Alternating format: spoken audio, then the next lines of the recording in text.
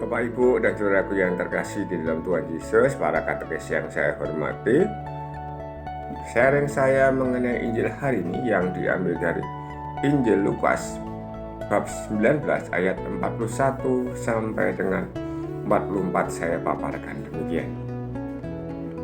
Pada waktu itu, ketika Yesus mendekati Yerusalem dan melihat kota itu, ia menangisinya, katanya, "Wahai Yerusalem, alangkah baiknya andaikan pada hari ini juga engkau mengerti apa yang perlu untuk damai sejahteramu. Tetapi sekarang hal itu tersembunyi bagi matamu." Bapak, Ibu, dan saudaraku yang terkasih di dalam Tuhan Yesus menangisi betapa merindukan sebenarnya umat Yerusalem itu bisa bertobat,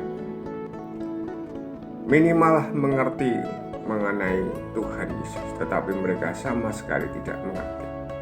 Lalu dikatakannya di sana adalah, andaikan pada hari ini juga engkau mengerti apa yang perlu untuk damai sejahtera.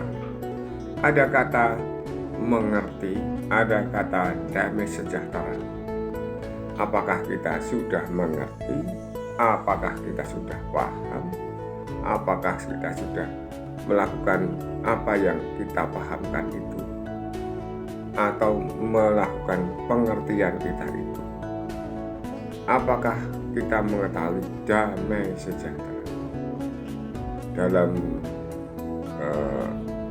setiap pertemuan kita selalu menggunakan damai sejahtera.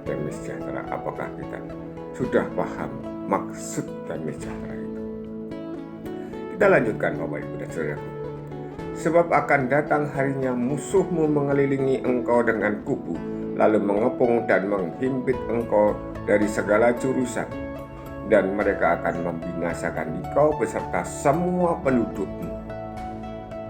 Tembokmu akan dirobohkan dan tiada satu batu pun akan dibiarkan terletak di atas batu yang lain, sebab engkau tidak mengetahui saat Allah melawan.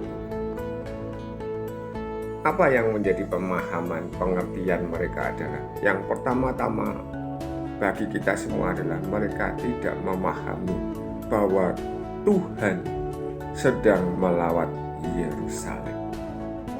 Artinya juga datang kepada penduduk kota itu, warga kota itu, tetapi mereka tidak tahu. Bapak, Ibu, dan saudaraku yang terkasih di dalam Tuhan Yesus, pemahaman seperti ini kan kita seringkali dalam kehidupan sehari-hari yang namanya damai sejahtera itu kan biasanya diartikan dari secara lahiriah. Kalau kita kecukupan, kalau kita tidak punya utang, kalau kita hidup dengan damai sejahtera, maksudnya tidak ada kekurangan apapun, lalu mungkin malah bisa berjalan-jalan kemana-mana dan seterusnya, lalu memperoleh damai sejahtera. Tetapi apakah itu yang mau dimaksudkan Tuhan? Damai sejahtera tidak hanya di dunia ini, tetapi juga damai sejahtera di dalam kehidupan nanti. Tuhan Yesus datang untuk membawa kita kepada kedamaian di surga. Tuhan Yesus datang ke dunia ini untuk membawa kita untuk masuk ke dalam damai sejahtera di surga. Dan selayaknya kita memahami itu, mengerti itu. Apakah benar memang Tuhan begitu? Ternyata benar, pada waktu itu sudah dinyatakan. Dan betul pula bahwa orang-orang Yerusalem atau kota Yerusalem itu tidak mengerti juga secara lahiriah bahwa akhirnya nanti mereka akan dihancurkan oleh pendudukan Romawi.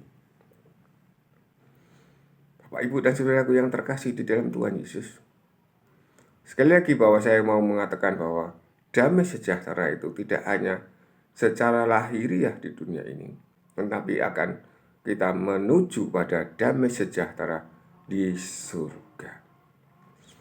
Modalnya adalah apa? Kita mengerti, memahami Tuhan Yesus.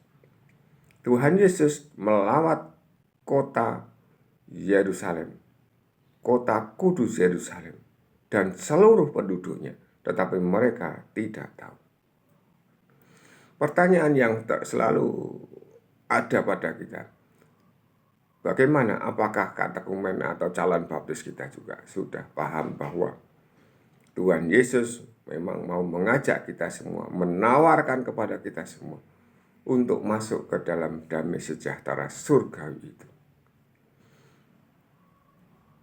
Suatu saat memang harus diperhatikan bahwa damai sejahtera yang ada secara lahir di dunia ini mungkin kita tidak diterima. Seperti juga halnya dengan Tuhan Yesus.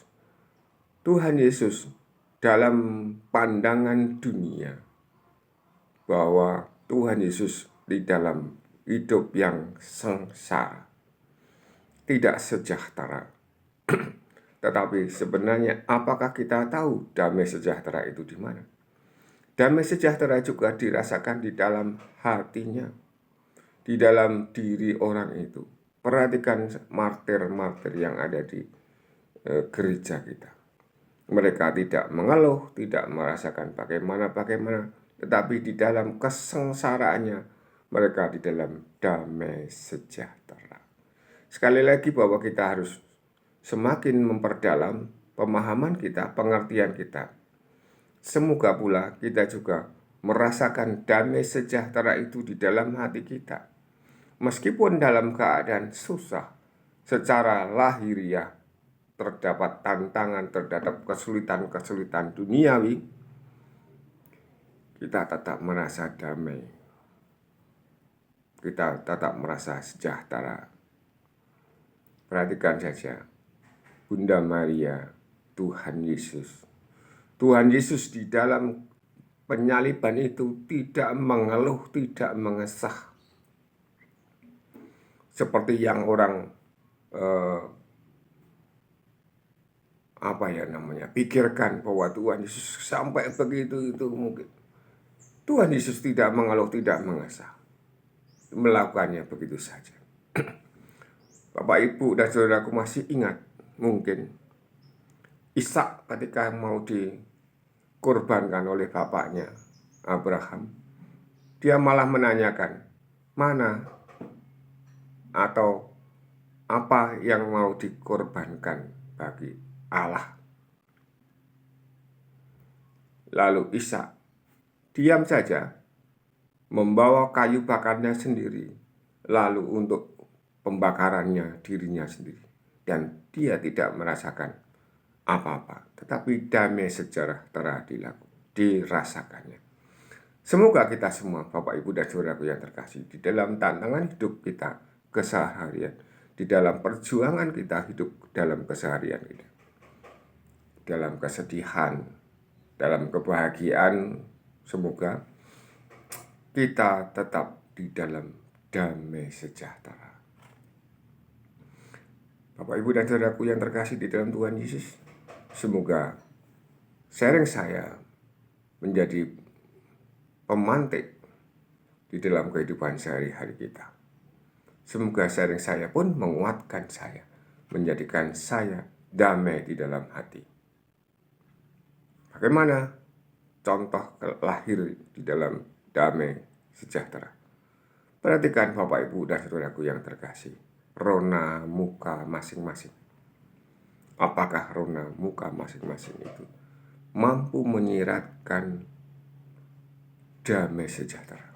Perhatikan Bapak, Ibu, dan saudaraku yang terkasih, saudara-saudara kita sendiri, apakah rona muka kita mewujudkan secara nyata damai sejahtera itu di dalam. Amin. Berkah dalam.